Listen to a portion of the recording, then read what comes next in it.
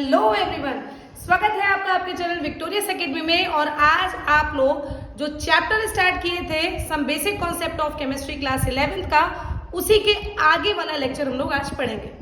इसमें हम लोग डिफरेंट लॉज पढ़ेंगे जो एटम्स के या फिर मॉलिक्यूल्स के रिलेशन में दिया गया है कि आखिर how it can be form, how molecules is form, या फिर कौन कौन से लॉ एप्लीकेबल है इसके ऊपर तब ये फॉर्म हुए। तो बेटा सबसे पहला लॉ इसमें आता है law of conservation of mass. बड़ा कॉमन सा लॉस है, हमेशा हम लोग पढ़ते आ रहे हैं that mass is nether B created not destroyed. हमेशा बचपन से ये डेफिनेशन पढ़ते आ रहे हैं, आज उसको केमिस्ट्री में भी एप्लीकेबल करके देख लिया कि मास को हम लोग ना ही बना सकते हैं ना ही डिस्ट्रॉय कर सकते हैं। तो ये law of conservation of mass दिया किसने था? एंटोन लेवेसियर नाम के साइंटिस्ट ने। इसके according mass is neither be created not destroyed in reaction, in a chemical reaction. मतलब अगर कोई ए एटम बी एटम मिलकर सी बना रहा है, इसके 10 ग्राम लिए जा रहे हैं तो 20 ग्राम ही प्रोड्यूस होंगे। ना ही 5 ग्राम हो सकता है, ना ही 30 ग्राम हो सकता है, ना ही कम हो सकता है, ना ही बढ़ सकता है। जितना रिएक्टेंट उतना प्रोडक्ट बनेगा, इस बात को आप ध्यान में रखेंगे। एक एग्जांपल के तौर पे बता दिया गया, जैसे मान लीजिए H2 और Cl2 आपने लिया, आपने प्रोडक्ट बनाया, यहाँ पर HCl लिया।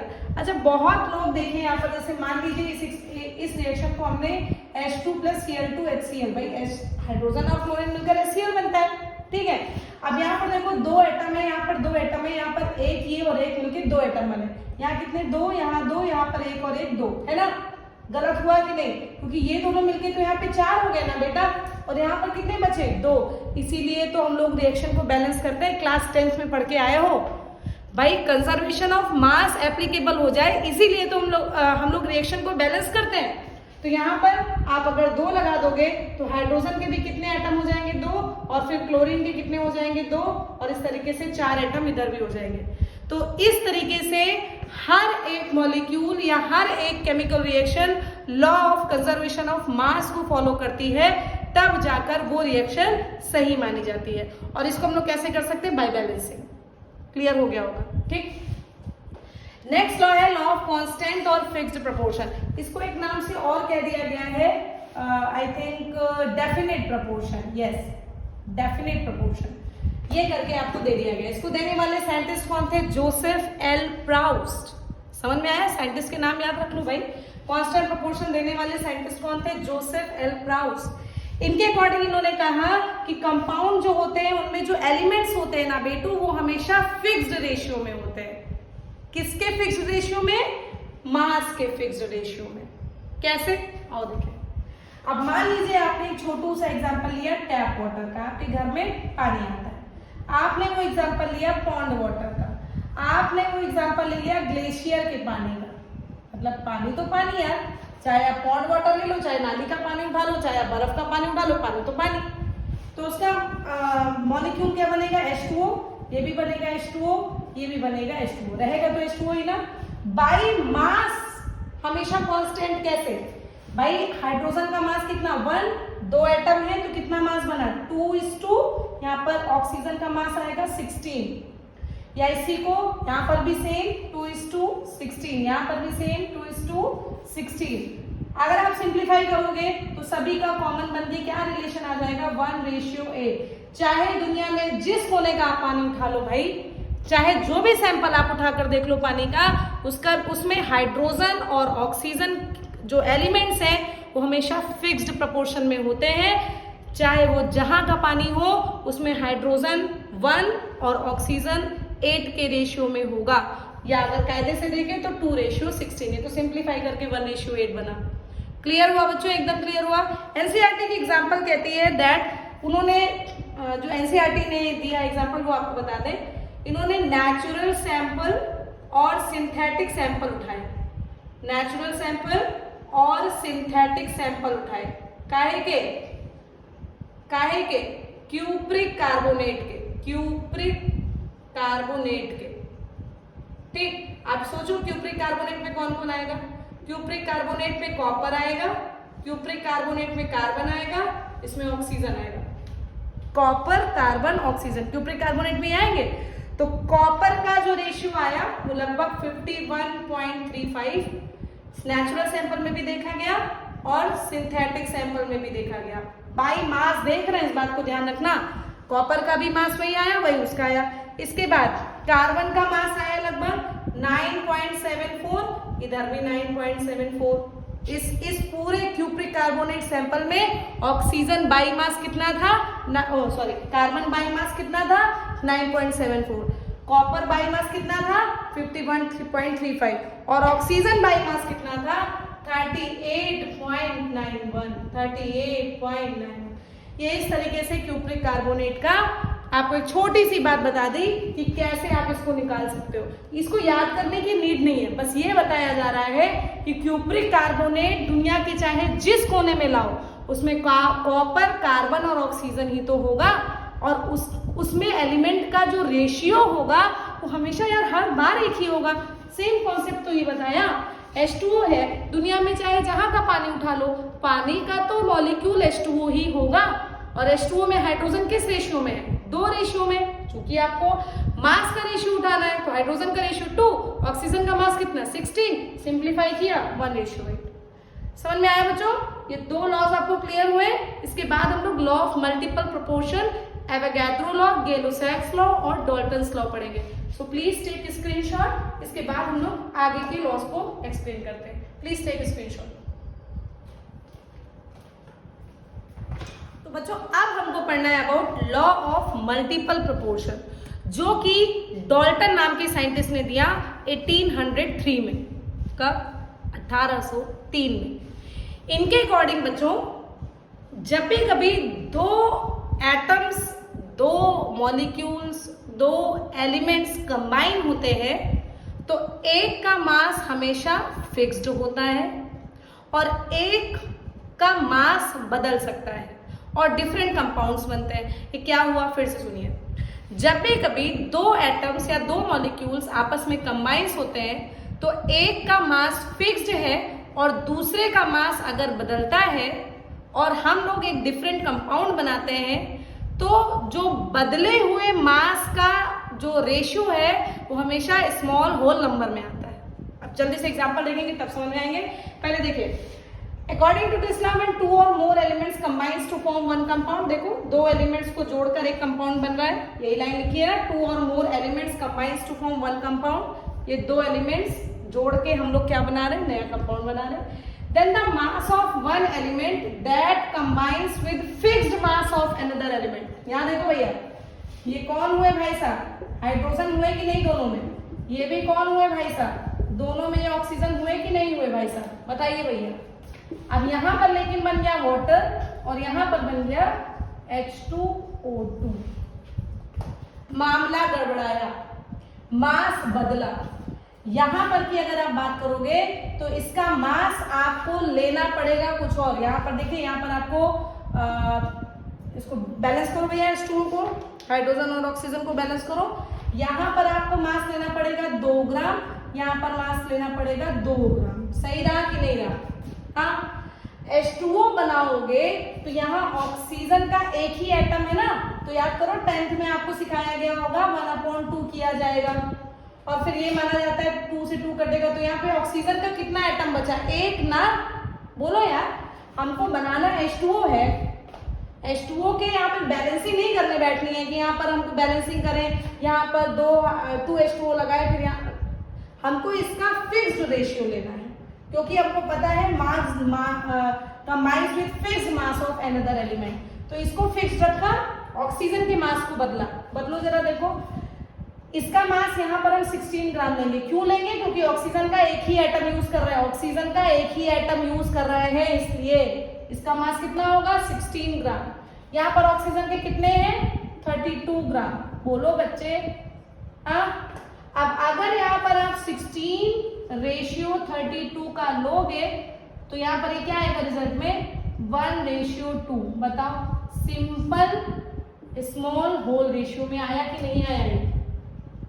एक छोटा सा एग्जांपल और लो, शायद भेजे में घुसे बात, शायद। देखो चलो, कार्बन और ऑक्सीजन मिलकर CO2 भी बनाते हैं और कार्बन और ऑक्सीजन मिलकर कार्बन मोनोऑक्साइड भी बनाते हैं। बोलो भैया। अब यहाँ पर C plus O2 goes to CO2 बना, हमको समझ में आया। यहाँ पर कार्बन का कितना मास लिया 12, यहाँ पर कार्बन का कितना मास लिया 32 और यहाँ पर ये कितना बन गया 44 ग्राम। इससे कोई खास मतलब नहीं, हमको तो इधर से मतलब है, ठीक है, इसको लिख करो, इतना लिया। यहाँ पर आपने कार्बन लिया, ऑक्सीजन लिया और क्या बन गया कार्बन मोनोऑक्साइड। बोलो भैया। लेकिन यहाँ पर आप O2 नहीं लोगे, यहाँ पर आप O2 नहीं लोगे, इसको मैंने कहा था बैलेंसिंग करके चेक करेंगे। तो यहाँ पर ऑक्सीजन का एक ही एटम, यार प्रोडक्ट में देखो ना, यहाँ पर 2 है इसलिए हमने 2 ले लिया, यहाँ पर ऑक्सीजन है इसलिए हमने इसको हाफ O2 लिया। हाफ O2 लेने का मतलब है कभी भी नेसेंट ऑक्सीजन, इकलौता ऑक्सीजन या इकलौता हाइड्रोजन नहीं लिया जाता, वो गैस के फॉर्म में यूज होता है केमिकल रिएक्शन में। कुछ बातें 10th की याद कर लो यार, और ना हो तो कमेंट सेक्शन में करो भाई, इसका भी एक लेक्चर ले लिया जाएगा, आपको समझा दिया जाएगा। लेकिन इस बात को समझो, यहाँ पर चूंकि प्रोडक्ट में एक ही ऑक्सीजन है तो आपको इधर एक ऑक्सीजन दिखाने के लिए हाफ से मल्टीप्लाई करना पड़ेगा, समझना पड़ेगा कि इधर तो एक ही एटम ऑक्सीजन का है। तो यहाँ पर कार्बन फिक्स्ड में है, कार्बन 12 ग्राम, इधर भी कार्बन 12 ग्राम, भाई दोनों ये भी फिक्स्ड हो गया, ये भी फिक्स्ड हो गया। और ऑक्सीजन का मास यहाँ 32 है, यहाँ बचा 16। बोलो बच्चों। तो यहाँ पर रेशियो क्या बना बताओ, यहाँ पर भी 16 × 32 बना, 16 × 32 फिर से 1:2 का स्मॉल रेशियो है। अब ये मत समझ लेना हमेशा 1:2 ही आएगा, कुछ भी आ सकता है, but simple small whole ratio में आएगा, छोटा रेशियो आएगा। समझ में आ गई बात, एकदम समझ में आया। इसको एक बार और रिपीट करें, चलो देखो जल्दी से। हाइड्रोजन और ऑक्सीजन मिलकर वाटर भी बना सकते हैं, हाइड्रोजन और ऑक्सीजन मिलकर हाइड्रोजन पर ऑक्साइड भी बना सकते हैं, जिसका फॉर्मूला H2O2 होता है, वाटर का H2O होता है। H2O में एक ऑक्सीजन है, O2 में 2 ऑक्सीजन है। एक ऑक्सीजन को रिप्रेजेंट करने के लिए हम लोगों ने यहाँ ऑक्सीजन के आगे O2 के आगे हाफ से मल्टीप्लाई किया, और ऐसा माना जाता है केमिस्ट्री में कि ये हाफ इसलिए लगाया जाता है ताकि 2 से 2 कैंसिल आउट हो जाए और ऑक्सीजन का एक ही एटम यूज किया गया ये दिखाने के लिए। तो ऑक्सीजन का जब एक ही एटम है तो यहाँ पर बचा कितना 16 ग्राम। भाई ऑक्सीजन का मास कितना होता है 16, लेकिन यहाँ पर तो O2 है, ये O2 कितना मास दिखा रहा है 32 ग्राम।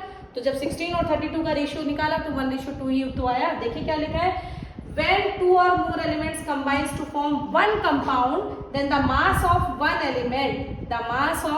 element यानी कि ऑक्सीजन का मास that combines with fixed mass of another element, hydrogen का फिक्स्ड मास है, इससे ये कंबाइन हुआ, is always in a small fixed ratio, छोटा रेशियो। ऑक्सीजन और इस ऑक्सीजन का जब आपने रेशियो बनाया तो हमेशा फिक्स्ड रेशियो यानी कि 1:2 में ही आया। हमेशा जरूरी नहीं है कि 1:2 ही आए, बट सिंपल होल रेशियो आता है। क्लियर हुआ? इसका स्क्रीनशॉट ले लो मुन्ना। इसके बाद हम लोग कुछ और लॉ भी पढ़ लेते हैं, प्लीज टेक स्क्रीनशॉट। तो अब हमको पढ़ना है about Gay-Lussac's law. Gay-Lussac's law किस पे दिया गया, गैसियस वॉल्यूम्स पे दिया गया। दिया किसने, नाम में ही गे-लुसैक लगा, भैया साइंटिस्ट ही थे गे-लुसैक्स नाम के, ठीक है। तो this law was given by Gay-Lussac in 1808। इन्होंने कहा जब 2 गैसेस कंबाइंस होती हैं तो उनके वॉल्यूम हमेशा सिंपल फिक्स्ड रेशियो में होते हैं। यार सबने कुल मिलाकर घूम फिरकर एक ही बात बोली, सबने लगभग एक ही एग्जांपल दिया, हाइड्रोजन ऑक्सीजन वाटर। तो जल्दी से इसको समझो, कोई खास बड़ी बात नहीं है। गे-लुसैक्स ने गैसेस पे अपने लॉज दिए। इन्होंने कहा जब भी कभी 2 गैसेस कांस्टेंट टेम्परेचर प्रेशर पर आपस में कंबाइंस होती हैं, रिएक्ट करती हैं, तो उनके वॉल्यूम का रेशियो फिक्स्ड होता है, सिंपल होता है। देखिए हाइड्रोजन और ऑक्सीजन से वाटर बना। बेटा हाइड्रोजन आपको पता है कि आप इस रेशियो में लोगे तभी तो H2O बनेगा। बताओ लिखा भले ऐसे नहीं जाता है, बात समझो इसको। हम लोग रिएक्शन को इस फॉर्म में लिखते हैं, H2 + O2 goes to 2H2O। लिखते हैं कि नहीं लिखते हैं बताओ। और यहाँ पर इसको बैलेंस करने के लिए यहाँ पर 2 लिख देते हैं, ठीक। तो चलो अच्छा इससे ना सही इससे समझो। यहाँ पर हाइड्रोजन के कितने वॉल्यूम लिए गए हैं, 2 वॉल्यूम लिए गए हैं कि नहीं, मानो ना इसको 2 वॉल्यूम है कि नहीं। यहाँ पर ऑक्सीजन के कितने वॉल्यूम लिए गए, 1 वॉल्यूम है कि नहीं। यहाँ पर कितने वॉल्यूम बने, 2 वॉल्यूम बना कि नहीं बना, बताओ बताओ बताओ बताओ। यहाँ पर हाइड्रोजन के कितने वॉल्यूम 2, ऑक्सीजन का कितना वॉल्यूम 1।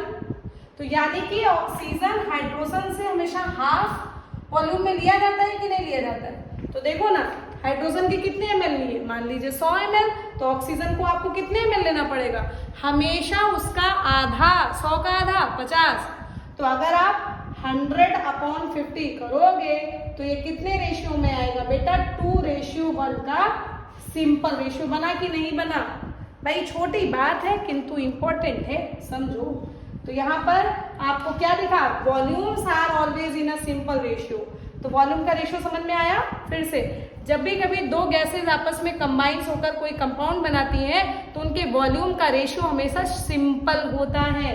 हाइड्रोजन और ऑक्सीजन मिलकर वाटर बना रहे हैं, आपने देखा अगर हाइड्रोजन 100 होगा तो ऑक्सीजन उसका हाफ ही वॉल्यूम होगा। आपने यहां से समझा इसको, ठीक। और इस तरीके से अगर 100 वॉल्यूम दिया तो यहाँ पर 50 लोगे, 2:1 का सिंपल रेशियो हमेशा बनेगा। क्लियर हो गया बच्चों। अब आ गया, ये देखिए इसमें एक लाइन लिखी है, it is a special type of law of constant proportion but by volume. यही बात तो बाय मास की है। पन्ना पलटो, देखो जरा बाय मास में मैंने क्या समझाया है। वहां पर केवल मास का कांस्टेंट लिया, वहां पर भी देखो 1:2 ही बना था। देखोगे तो समझ में आएगा, पढ़ोगे तो समझ में आएगा, ठीक। मास का आप देखोगे तब भी 1:2 बना, देखो वॉल्यूम का भी 2:1 बना। क्लियर हो गया बच्चों। अब एवोगैड्रो लॉ ने कहा गया, अगर equal volume of all gases, अगर जिन रिएक्शंस को हमको रिएक्ट करवाना है उनके इक्वल वॉल्यूम लिए जाए at constant temperature and pressure पर, तो उस पे इक्वल नंबर ऑफ मॉलिक्यूल्स ही बनते हैं। उसमें should contain equal number of molecule. देखो जरा, हाइड्रोजन ऑक्सीजन वाटर बना, हाइड्रोजन ऑक्सीजन वाटर बना। हाइड्रोजन का कितना वॉल्यूम, 2 वॉल्यूम। ऑक्सीजन का कितना वॉल्यूम, 1 वॉल्यूम। वाटर का कितना वॉल्यूम, 2 वॉल्यूम बनेगा। यही तो सीखे हो यार, अभी ऊपर से यही चीज सीखे चले आ रहे हैं हम लोग। क्या चीज था, हाइड्रोजन का कितना वॉल्यूम 2, ऑक्सीजन का 1 वॉल्यूम, बना कितना 2 वॉल्यूम। अब अगैथो ने भी यही बात बोली, क्या कि equal volume of all gases at the same temperature and pressure should contain equal number of molecules. Clear हो गया। So please once again take screenshot. Last आपका लॉ बचा है डाल्टन्स लॉ, उसको पढ़ाकर आज हम लोग पैकअप करेंगे और उसके बाद हम लोग बड़ी इंपॉर्टेंट और छोटी चीज फिर से पढ़ेंगे, जिसको average atomic number, molecular mass, percentage composition, बड़ी सारी चीजें आने वाली हैं। जल्दी से इसका स्क्रीनशॉट लीजिए। Very good. अब लास्ट बच्चों बचा है डाल्टन्स की एटॉमिक थ्योरी। क्लास 9th में भर के पढ़ा है, एक बार और सही। देखिए, सबसे पहले डेमोक्रिटस नाम के साइंटिस्ट पहले बता चुके थे कि जो भी मैटर होता है, चाहे वो लिक्विड हो, चाहे वो सॉलिड हो, चाहे वो गैस हो, अनडिविजिबल, नॉन डिविजिबल, इनडिविजिबल पार्टिकल्स से मिलकर बना है। इसीलिए उन्होंने इसका नाम दिया एटोमियो, जिसको फर्दर ब्रेक नहीं किया जा सकता। और इन्हीं के कॉन्सेप्ट को ध्यान में रखकर डाल्टन्स ने भी अपनी कुछ थ्योरी दी, बट इससे और बेहतर थ्योरी दी। हालांकि इनकी भी थ्योरी बाद में थोड़ी सी गलत साबित हुई। गलत क्या मतलब, बाद में पता चला कि एटम सबसे छोटा नहीं होता, उसके अंदर भी सब एटॉमिक पार्टिकल्स होते हैं, इलेक्ट्रॉन्स, प्रोटॉन्स, न्यूट्रॉन्स, ठीक है। बहरहाल 1808 में डाल्टन्स ने अपनी थ्योरी दी और उन्होंने बोला matter consist of indivisible atom. Matter सबसे छोटे पार्टिकल्स एटम से मिलकर बना होता है, एटम्स को तोड़ा नहीं जा सकता और फर्दर पार्ट्स में। अभी मैंने बोला ना ये गलत है, लेकिन डाल्टन्स ने दिया तो डाल्टन्स की थ्योरी में याद रखेंगे। दूसरी बात है, all atoms of a given element have identical properties including identical mass. सारे के सारे एलिमेंट्स की अपनी आइडेंटिकल प्रॉपर्टी होती है, उनका अपना एटॉमिक नंबर होता है, अपना एटॉमिक मास होता है, अपना बॉइलिंग पॉइंट होता है, अपनी अपनी प्रॉपर्टी, सबकी अपनी अपनी अलग अलग। समझ में आया बेटा। तो all atoms of a given element, hydrogen, oxygen, fluorine, जो भी आपके दिमाग में आ रहा हो, उन सब की अपनी अपनी आइडेंटिकल प्रॉपर्टीज होती हैं। फिर जब when atoms of different elements combines in a fixed ratio then compounds are formed. आपने अभी देखा नाइट्रोजन और हाइड्रोजन को अगर आप जोड़ोगे तो अमोनिया बनेगा।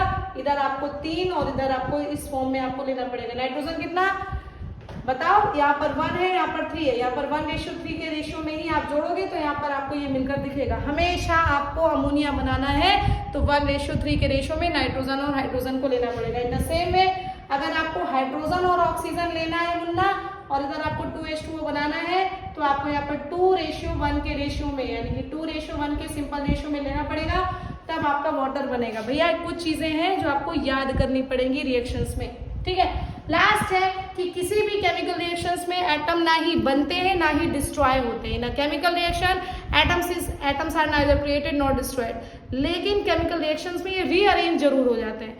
रीअरेंजमेंट का मतलब पुराने बॉन्ड्स ब्रेक होते हैं, नए बॉन्ड्स बनते हैं। अब यहाँ देखो जरा छोटा सा एग्जांपल ले लो, जैसे हाइड्रोजन का अपना एक बॉन्ड था, ऑक्सीजन का अपना एक बॉन्ड था, लेकिन यहाँ पर तो हाइड्रोजन और ऑक्सीजन के बीच में बॉन्ड बन गया, है ना।